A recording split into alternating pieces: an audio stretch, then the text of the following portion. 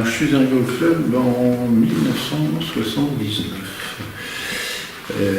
À l'époque, j'étais surveillant dans un collège, au collège de Laventie, et j'avais monté un club photo depuis 2 ans. La photo, je l'avais découverte pendant mes études. J'ai fait un BTS de physique et la photo faisait partie des incontournables dans les apprentissages. Et comme j'étais interne au lycée technique d'État d'Armentières, devenu lycée Gustave Eiffel, j'avais en tant qu'interne beaucoup de temps le week-end et pendant les petites vacances, puisque je restais là-bas. Et c'est comme ça que j'ai démarré la photo noir et blanc. Bon, le Club Le Vaillange, j'ai appris son existence en 1979. J'ai décidé de prendre une carte. Je me souviens que c'était avenue Aristide Briand, à l'étage. Le bureau de Christian était au rez-de-chaussée. C'était le siège du club à l'époque. Il n'était pas installé rue des Chauffours. Et puis, on se réunissait à l'étage. Et puis, j'ai montré ce que je faisais avec les élèves de collège. J'ai expliqué un petit peu pourquoi je venais les premières fois. Et puis, voilà, l'ambiance m'a plu. Le fait qu'effectivement, il y avait une variété de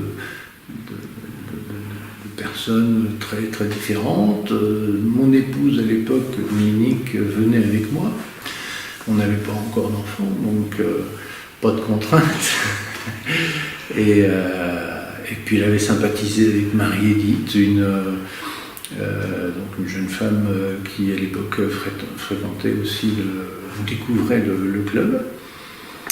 Et voilà, c'était les premières années au club. Ce qui m'a plu, c'était le fait qu'il y avait une bonne ambiance, on rigolait bien.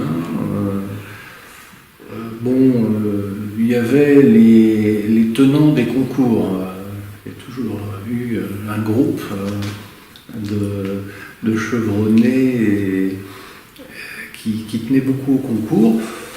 Mais ma foi, il y avait de la place pour les autres.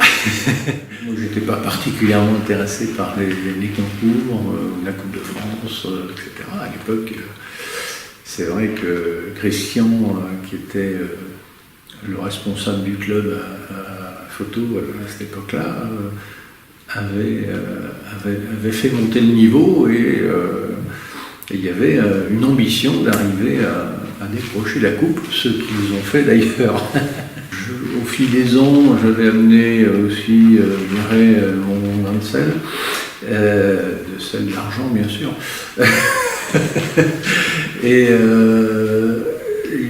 j'avais contribué à lancer l'idée des séries en particulier, des séries humoristiques. Et donc l'une des premières séries, ça a été une série réalisée avec des parapluies, la famille parapluie. L'année suivante est arrivée la série Locomovie, parce qu'en fait, voilà, c'est parti de jeux de mots et d'une idée de réaliser ensemble, en groupe, une série cohérente d'images, mais qui ne soit pas toutes réalisées par le même auteur, que ça représente bien le club. Et du coup, on a travaillé aussi sur l'homogénéité de présentation, et je me souviens d'une anecdote pour cette série Locomovie. Christian avait enchaîné à un poteau un landau dans lequel il avait mis son fils. Je le dénonce là publiquement, qui devait avoir, je sais pas, 6-7 ans déjà à l'époque, mais bon, à qui on avait mis un biberon, je crois, ou une tétine, et puis c'était ce landau était enchaîné en face d'un magasin qui n'existe plus maintenant et qui s'appelait, et ça on ne l'a pas inventé, Harmental. Donc évidemment on faisait de l'Harmental. C'est une anecdote assez savoureuse. Dans la même série, il y avait mon épouse Dominique qui avait été cooptée comme modèle. Elle avait ressorti sa robe de mariée et Pierrot était lui le marié en haute forme, à vélo, et il l'enjoignait de regonfler le pneu de la bicyclette.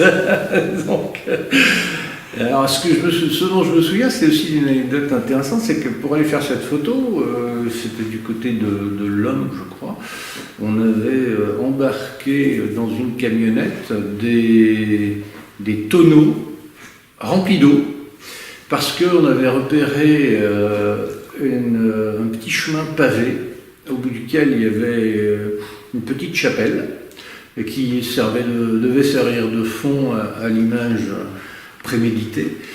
Et il fallait que les pavés brillent.